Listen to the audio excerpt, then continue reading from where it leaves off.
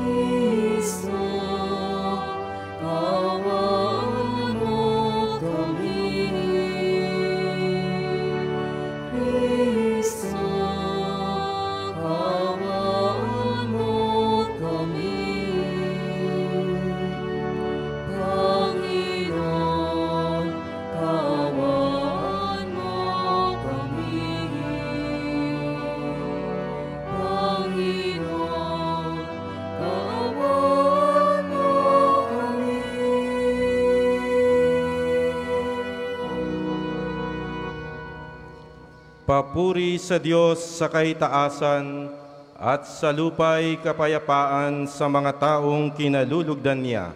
Pinupuri ka namin, dinarangal ka namin, sinasamba ka namin, ipinagbubunyi ka namin, pinasasalamatan ka namin, dahil sa dakila mo ang king kapurihan.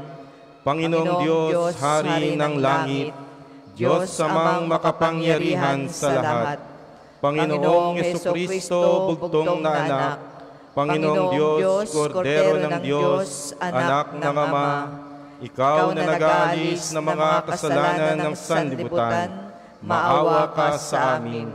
Ikaw na nag-aalis ng mga kasalanan ng sanlibutan, tanggapin mo ang aming kahilingan. Ikaw na naluluklok sa kanan ng Ama, maawa ka sa amin. Sapagkat Ikaw lamang ang banal, Ikaw lamang ang Panginoon, Ikaw lamang, O Jesucristo, ang kataas-taasan, kasama ng Espiritu Santo, sa kadakilaan ng Diyos Ama. Amen. Manalangin tayo. Ama naming makapangyarihan, ipagkaloob mong kami magkamit kailanman ng kalusugan at kagalingan sa aming katawan at kalooban, pakundangan sa pagdalangin ng laging Birheng si Santa Mariang Mahal, kami naway mahango sa hapis sa kasalukuyan at makinabang sa kalwalhatiang walang katapusan sa pamamagitan ni Jesucristo kasama ng Espiritu Santo, magpasawalang hanggan. Amen.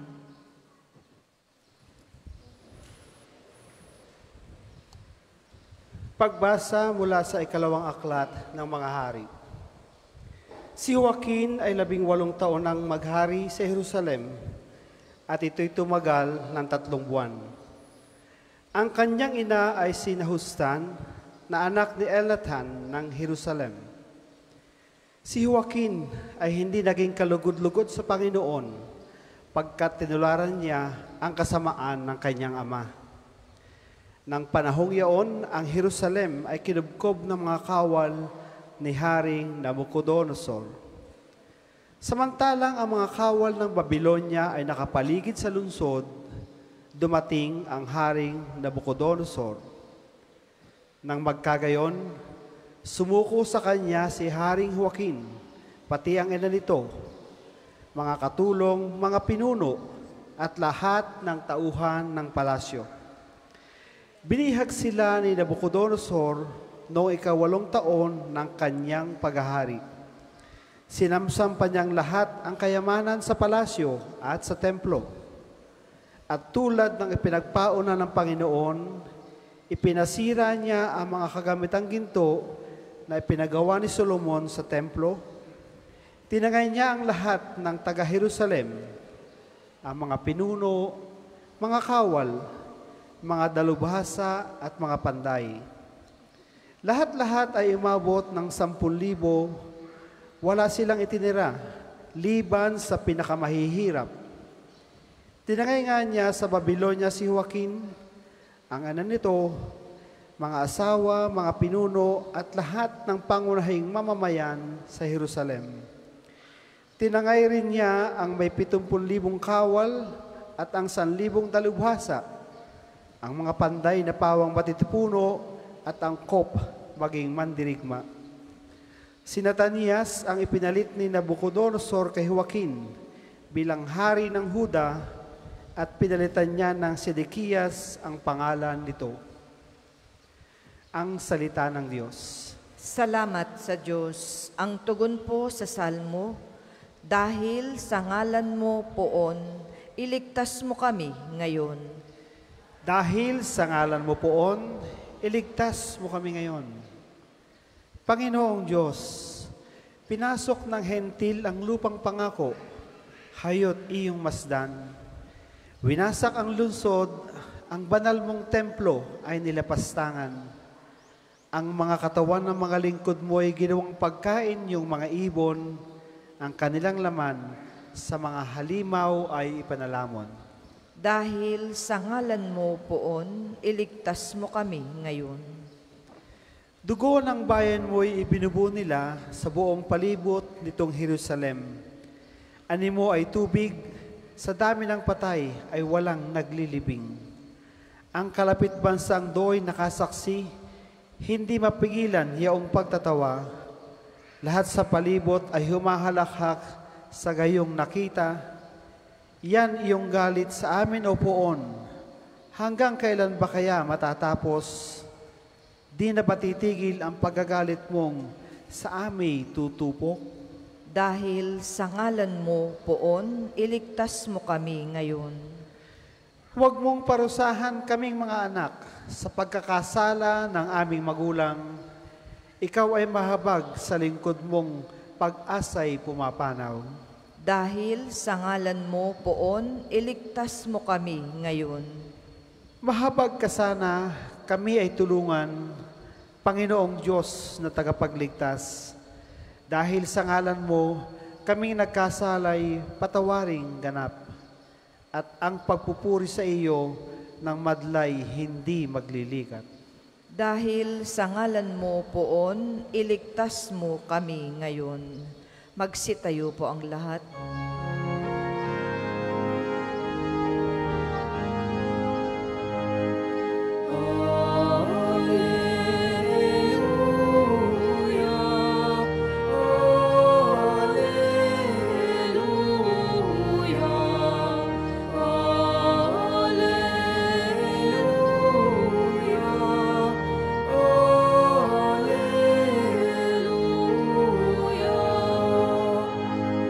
So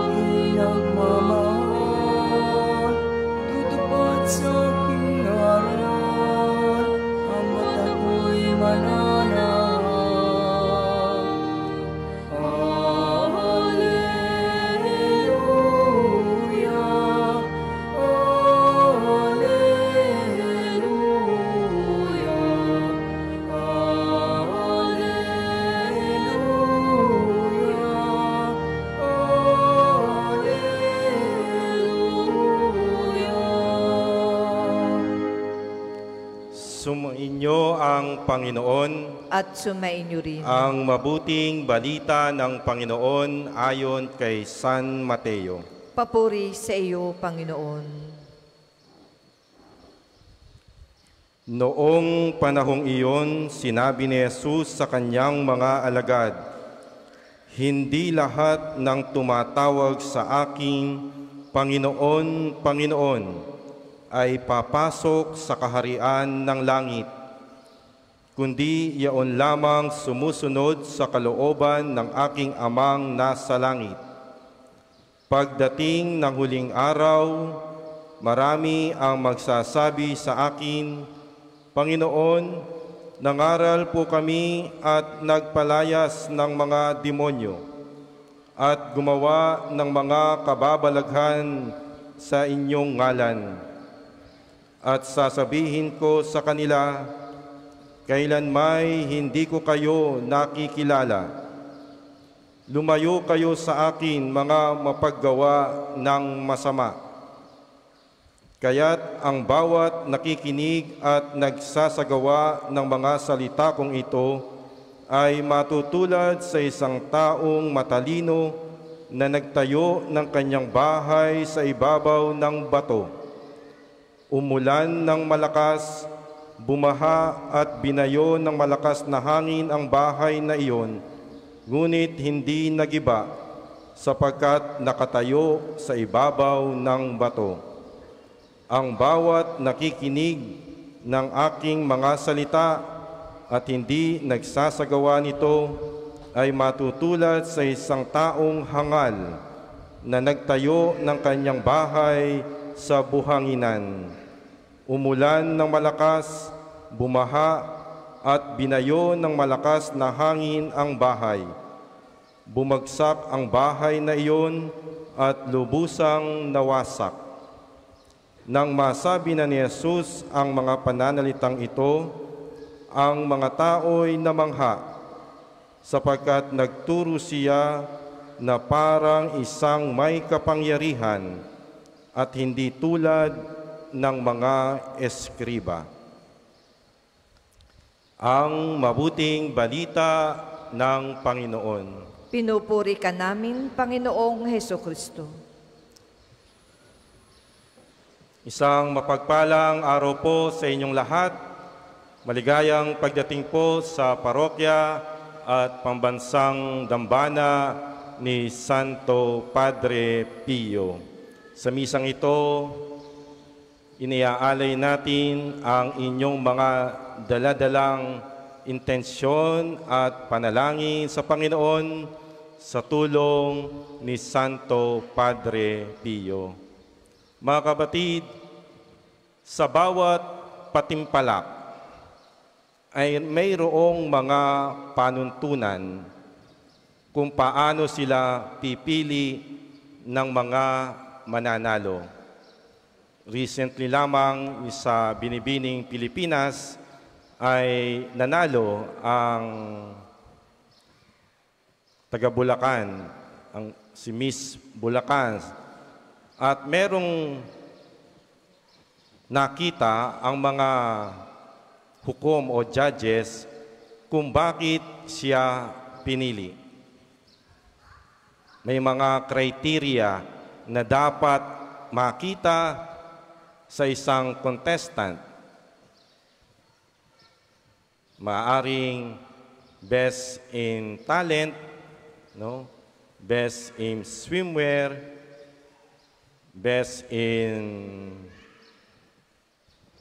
gown o night dress. Meron pa nga mga Miss Congeniality at iba-iba pang mga ibinibigay na papremyo.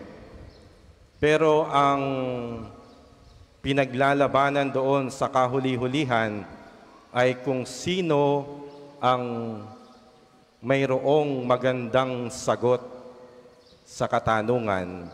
So yun ang may malaking punto na ibinibigay ang mga judges. Gayun din naman sa pag-aaral, may basis ng pagbibigay ng grado sa mga estudyante. Halimbawa, o kasama dito yung attendance, yung paggawa ng mga homeworks, mga projects, yung character. Pero ano yung mataas, binibigyan ng pagpapahalaga? Yung mga exams, yung final exams. Dito makikita kung tunay nga bang o kailangan nga bang pumasa ang isang estudyante. Ito din ang narinig natin sa Ebanghelyo. May criteria din ang Panginoon kung paano tayo papasa. Sinabi ng Panginoon, ang mga nakikinig at sumusunod sa kalooban ng Diyos ang siyang tatanggap ng gantimpala. Pero hindi naman sinasantabi o binabaliwala ng Diyos yung ating mga ginagawang debosyon, pagdalo sa misa, pagtulong sa simbahan, o yung binanggit sa Ebanghelyo, yung nagpapalayas ng mga demonyo at gumagawa ng mga kababalaghan o nagpapagaling ng mga may karamdaman o nagbibigay ng mga payo sa mga nawawalan ng pag-asa. May credit po ito sa Panginoon. Binibigyan ng credit ng Panginoon ang mga ito. Ngunit ang pinakamataas na porsyento ay ang pagtupad, pagsunod sa kalooban ng Diyos. Lahat naman tayo ay nagsasabi, nagpapahayag na mahal natin ang Diyos. Pero ang tanging sukatan, kung tunay nga ba nating sinusunod, kung tunay nga ba tayong nagmamahal sa Panginoon, ay sa pamamagitan ng paggawa ng mabuti, pagsunod sa kalooban ng Diyos. Pero ang tanong, mahirap bang sundin ang utos ng Diyos o madali lang? Pero bakit may nakikita tayong mga pangyayari sa ating lipunan? Kung tayo po ay manunood sa social media, lalo na doon sa portion ni Rafi Tulfo, nanonood po ba kayo nun? Isumbong mo kay Tulfo. Ano ang mga karaniwang reklamo ng mga tao? Minsan infidelity.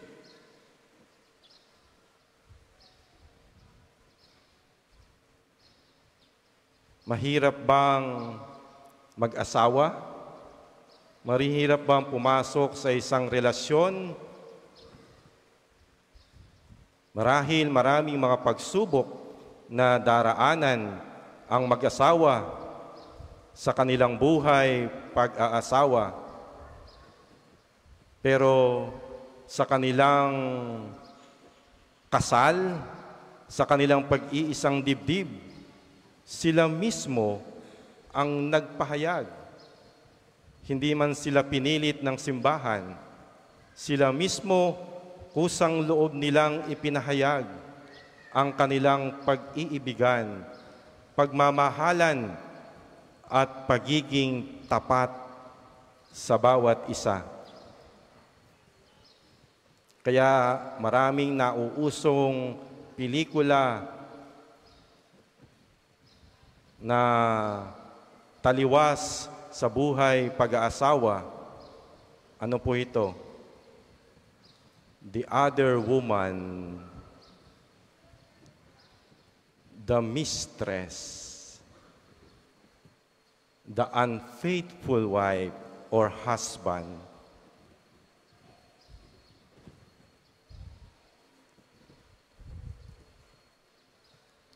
Sabi nga po sa unang sulat ni Apostol San Juan, Kabanata 5, talata 2 hanggang 3, upang mapatunayan natin na mahal natin ang Diyos, sumunod tayo sa Kanyang mga utos. Tayong lahat, tiyak nagmamahal sa Panginoon. Ngunit,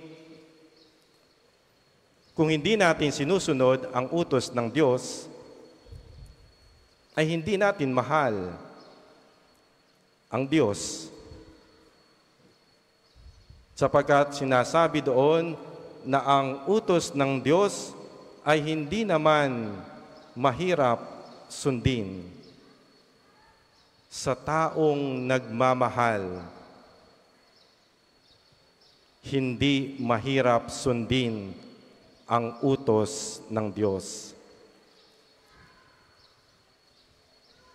Sa taong nagmamahal, hindi mahirap tumalima sa utos.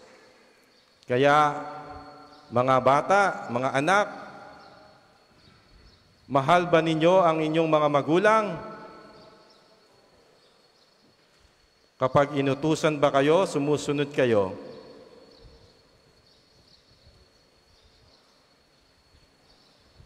Marami nagsasabi, mahal ko po kayo, pero napakahirap utusan ng mga anak upang mapatunayan ninyo yung salitang mahal ninyo ang inyong mga magulang. Sumunod, tumalima sa utos ng mga magulang. Sapagkat dito natin mapapatunayan din kung tunay nga nating minamahal ang Diyos. Mayroong libro na isinulat si Robert Fulghum ng title, All I Really Need to Know, I Learned It in Kindergarten. Yung first three na sinasabi niya doon, anong sinasabi niya? Share what you have, especially to the needy. Ito na may tinuturo sa atin noong bata pa tayo ng ating mga magulang. Share what you have, especially to the needy.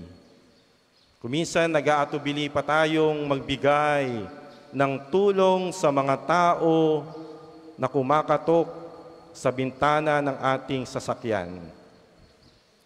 Pero ano ang iniisip natin? Negative ang lagi nating iniisip kapag magbibigay tayo sa kanila. At dahil doon, hindi na tayo magbibigay. Pero ang mga taong ito, humihingi hindi para yumaman. Humihingi sila para mabuhay lamang sa isang araw. Ang intensyon ng taong nagbibigay ay hindi para mapahamak ang binibigyan, bagkus ang intensyon para tumulong without any reason. Tumulong lamang tayo sapagkat ito ang nais ng Diyos bilang mga anak niya. Second is play fair and square. O hindi lang play, live fair and square. Tayo ba, namumuhay tayo ng patas? O baka naman sa ating ginagawa sa buhay, meron tayong sinasamantala, inaagrabyado, para lamang tayo umangat sa estado ng ating buhay. Ito yung tinuturo din natin ninyo sa inyong mga anak. Play fair and square. Pero pagdating ng panahon, pag lumaki na ang mga tao, hindi na fair and square ang labanan. At ang pangatlo, don't hit people. Huwag mong sasaktan ang tao, physically o emotionally. Nakikita natin sa social media kung paano ang mga tao magdisiplina, kung paano kumilos o umasal ang mga tao sa kalsada. Mabilis uminit ang ulo ng tao kapag nasa kalsada. At kapag uminit na ang ulo, ano na ang mabibitawang salita? Masasakit na salita. At kung hindi pa, magsusuntukan pa ang dalawa. Kaya ito'y lagi kong paalala sa mga nagpapabless ng sasakyan. Ipakita ninyo sa kalsada ang pagiging isang tunay na Kristiyano at pagiging isang tunay na anak ng Diyos.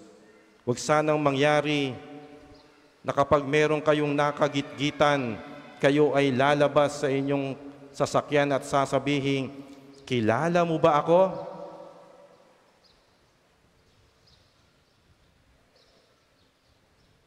Ang tunay na Kristiyano ay gumagalang at minamahal ang kanyang kapwa. Maaring meron tayong makagitgitan, pagpasensyahan o kaya naman unawain o bigyan ng pagkakataon. Maaring merong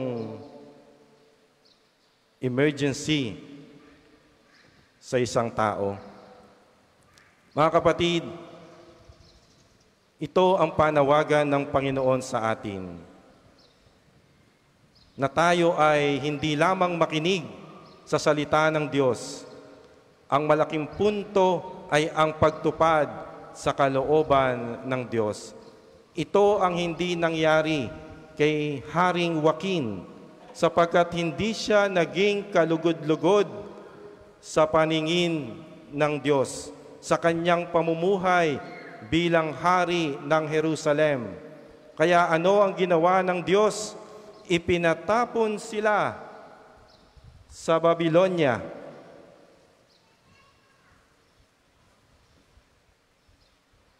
Pero ang Diyos ay patuloy na sumasaklolo, tumutulong sa atin upang ibalik tayo sa tamang daan at sa tamang pamumuhay.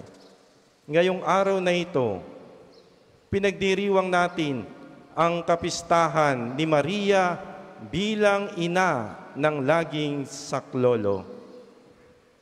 Meron pong kwento ang imahe na ito, ang icon na ito.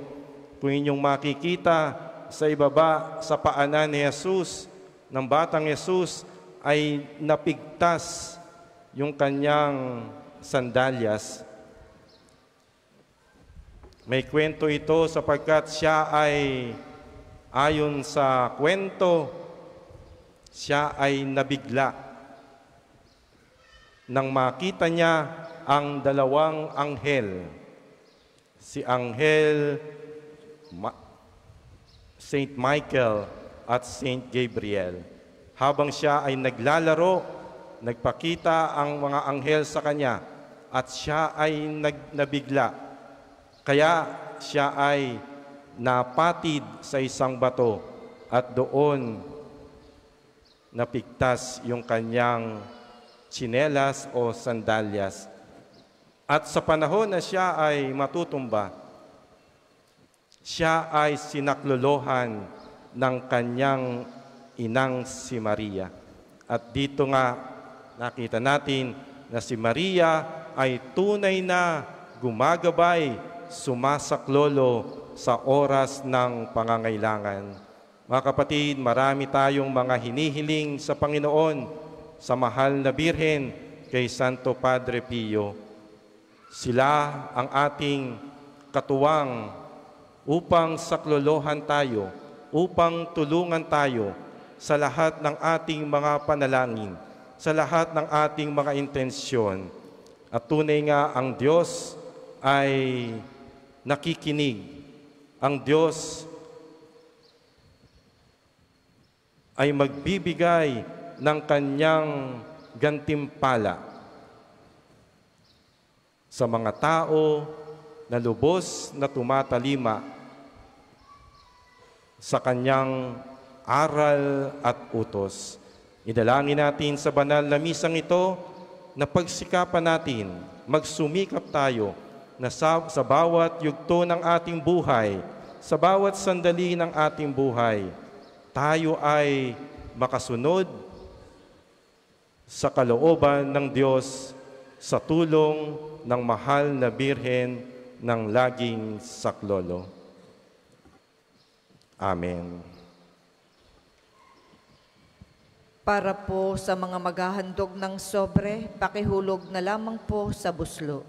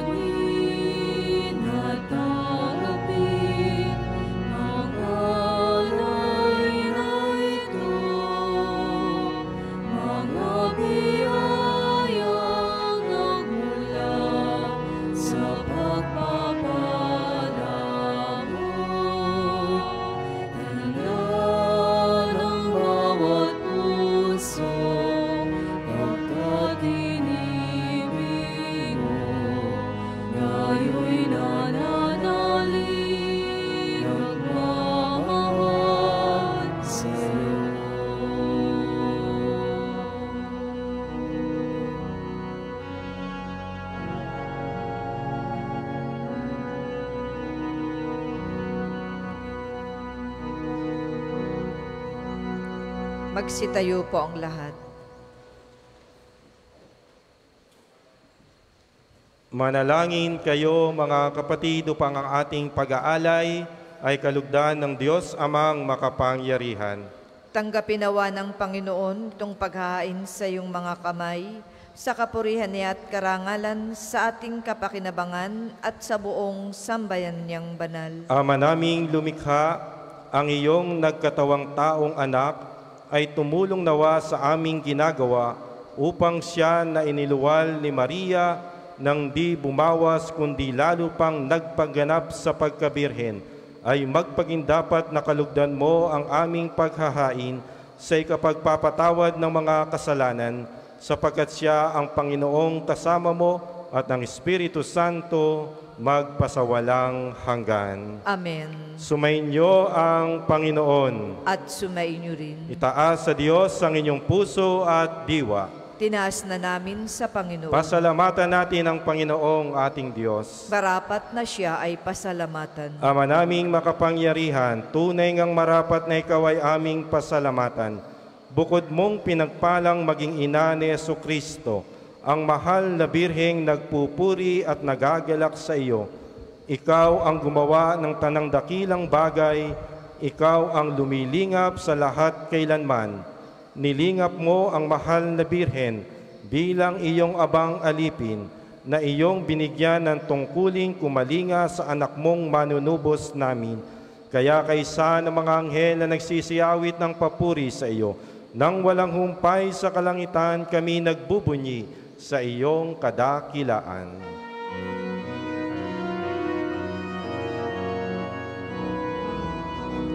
Santo, Santo, Santo, Panginoong Diyos ng mga hukbo, napupuno ang langit at lupa ng kadakilan mo. Hosana, Hosana, sa kalitasan, pinagpala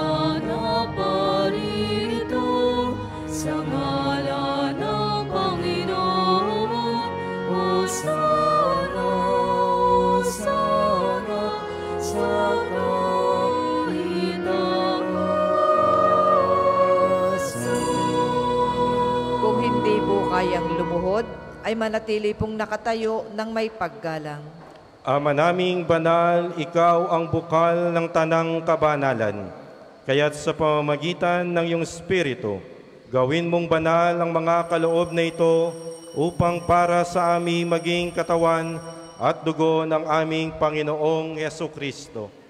Bago niya pinagtiis ang kusang loob na maging handog, hinawakan niya ang tinapay, pinasalamatan kanya, pinaghati-hati niya iyon, iniabot sa kanyang mga lagad at sinabi, "Tanggapin ninyong lahat ito at kanin, ito ang aking katawan na ihahandog para sa inyo."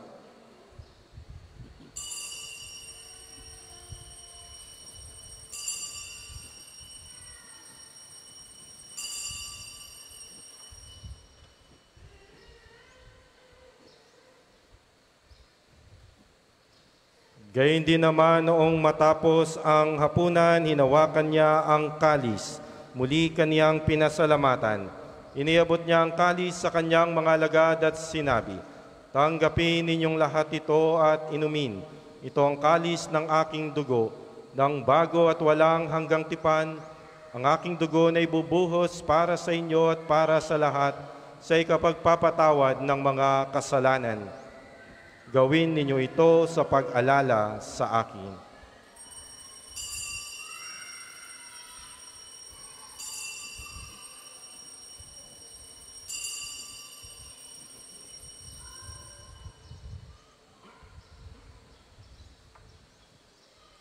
Ipagbunyi natin ang misteryo ng pananampalataya. Si Kristo'y namatay, si Kristo ay nabuhay, si Kristo'y babalik sa wakas ng panahon. Ama, ginagawa namin ngayon ang pag-alala sa pagkamatay at muling pagkabuhay ng iyong anak. Kaya't iniaalay namin sa iyo ang tinapay na nagbibigay buhay at ang kalis na nagkakaloob ng kaligtasan. Kami nagpapasalamat dahil kami iyong minarapat na tumayo sa harap mo para maglingkod sa iyo. Isinasamo namin kaming magsasalo-salo sa katawan at dugo ni Kristo ay mabuklod sa pagkakaisa sa pamamagitan ng Espiritu Santo. Ama, lingapin mo ang iyong simbahang laganap sa buong daigdig.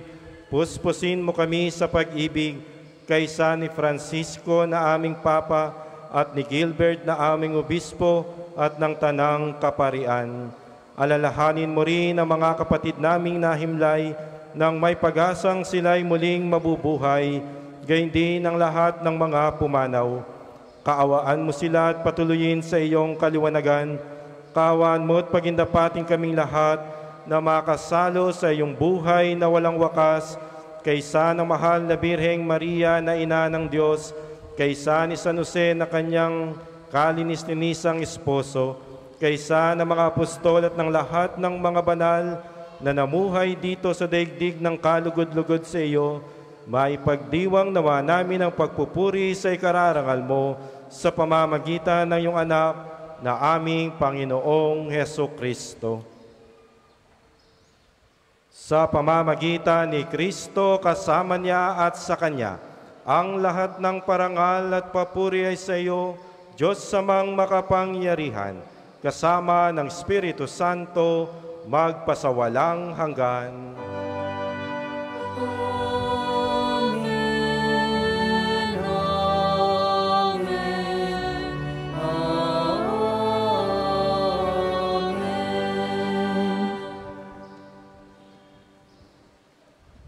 Sama-sama nating ipahayag ang panalangin itinuro ni Jesus.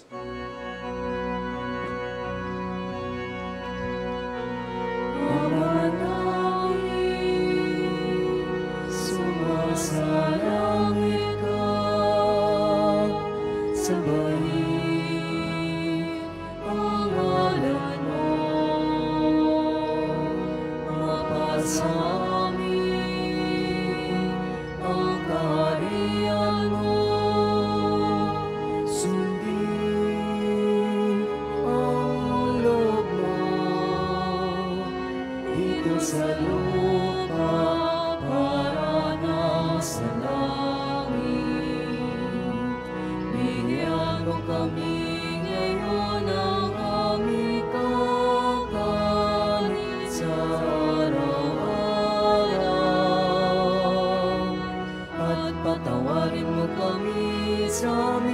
sala para ng pagpapatawad namin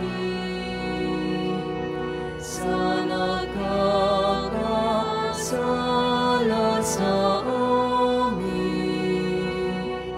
At huwag mo kami ipahintulot sa tukso at biyagyan mo kami sa lahat ng masama.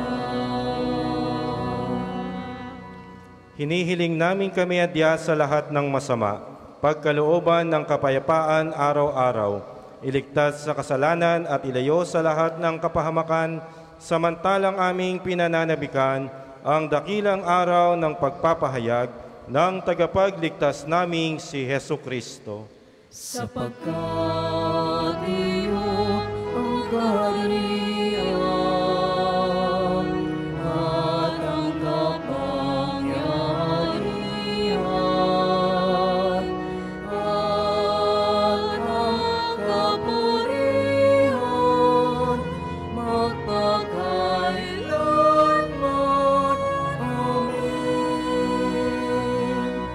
Panginoong Jesucristo, sinabi mo sa iyong mga apostol, kapayapaan ang iniiwan ko sa inyo, ang aking kapayapaan ang ibinibigay ko sa inyo. Tunghayan mo ang aming pananampalataya at huwag ang aming mga pagkakasala. Pagkalooban mo kami ng kapayapaan at pagkakaisa ayon sa iyong kalooban, kasama ng Espiritu Santo, magpasawalang hanggan. Amen. Ang kapayapaan ng Panginoon ay laging sumainyo. At sumainyo rin. Magbigayan tayo ng kapayapaan sa isa't isa. Kordero ng Diyos na nagalis ng mga kasalanan ng sanlibutan, maawa ka sa amin. Kordero ng Diyos na nagalis ng mga kasalanan ng sanlibutan, maawa ka sa amin. Kordero ng Diyos na nag-aalis ng mga kasalanan ng sanlibutan, pagkaloob mo sa amin ang kapayapaan. Kung hindi po kayang lumuhod, ay manatili pong nakatayo ng may paggalang.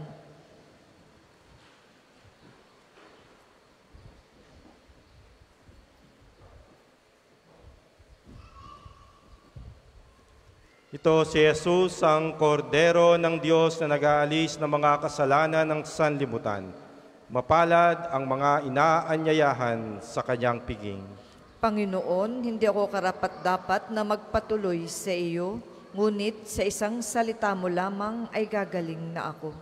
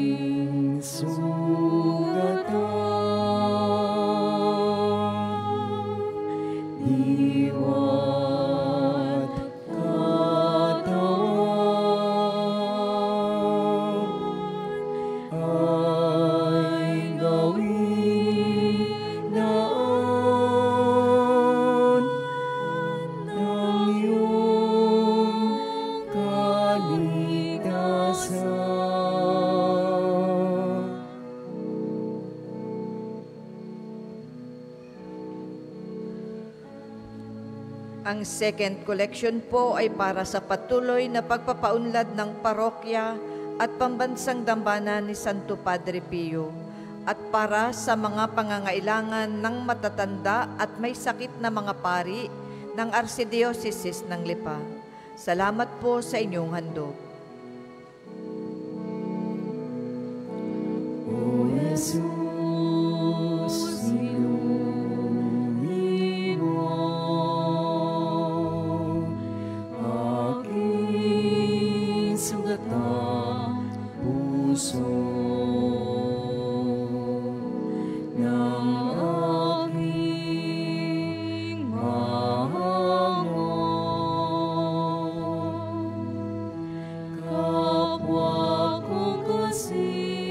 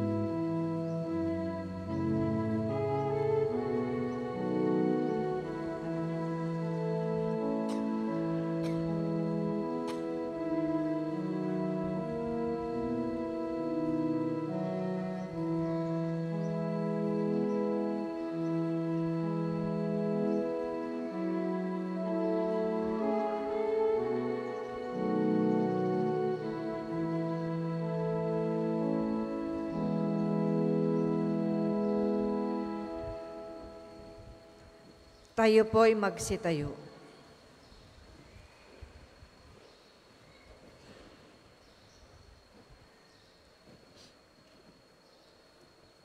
Manalangin tayo. Ama naming mapagmahal, sa pagsasalo namin sa banal na pakikinabang, ang iyong kagandahang loob ay aming hinihiling upang ang pagpaparangal namin sa mahal na Birhen at pagtulad namin sa Kanya ay magpagindapat na aming paglingkuran ang pagganap sa kaloob mong kaligtasan sa pamamagitan ni Jesucristo kasama ng Espiritu Santo magpasawalang hanggan. Amen. Panalangin ng pagtitiwala kay Santo Padre Pio, tayo pong lahat. Padre Pio, taga Pietrelcina, mongheng banal, pintakasing santo ng milenyong kasalukuyan, gabay namin sa pagtahak sa landasing makalangit, takbuhan sa pangangailangan, huwaran ng pagtitiis.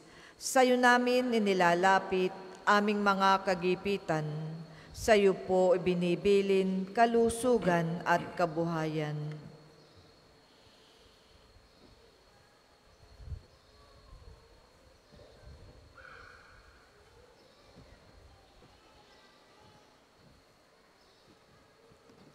Di man karapat-dapat, kami po ay pagbigyan, bendisyonan at basbasan, maging ganap sa buhay.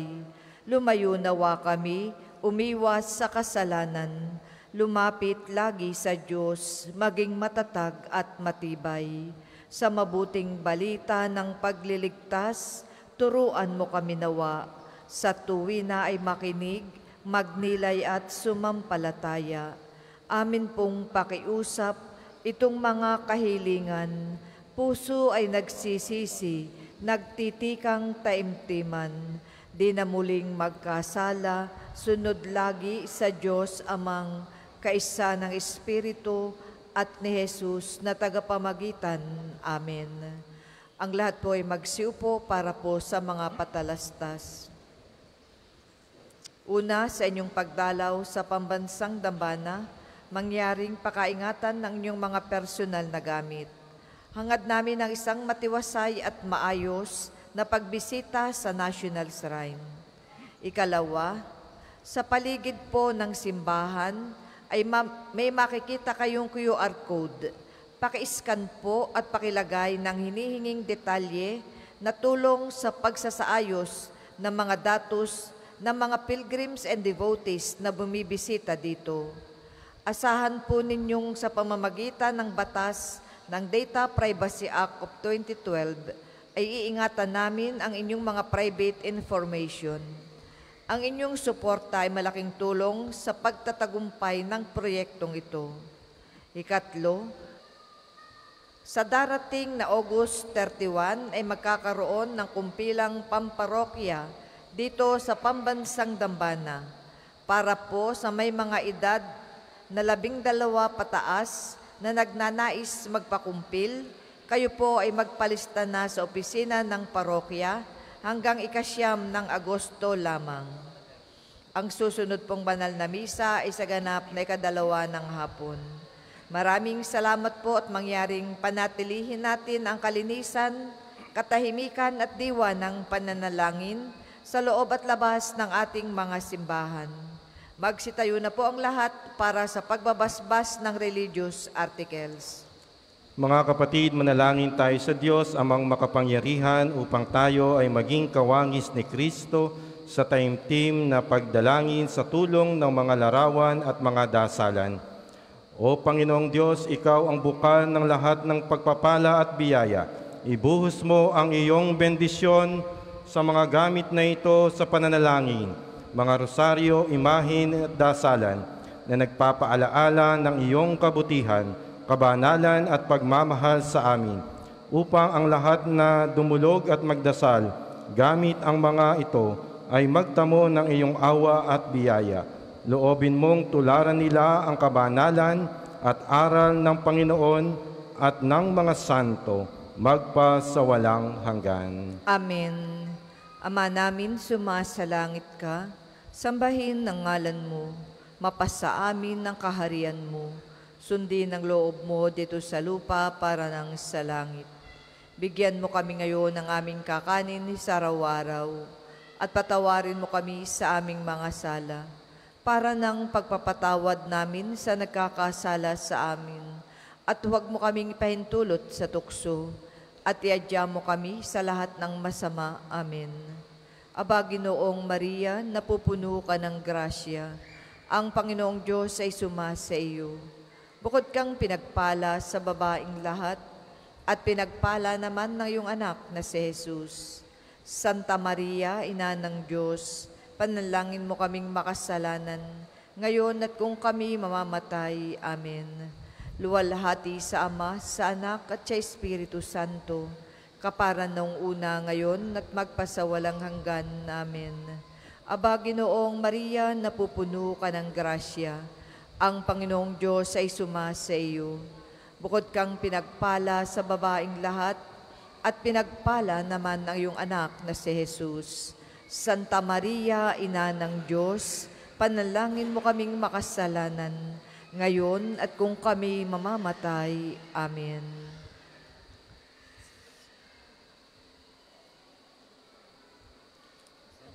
Sumainyo ang Panginoon. At sumainyo rin. At pagpalain nawa kayo na makapangyarihan at mahabaging Diyos Ama, Anak at Espiritu Santo.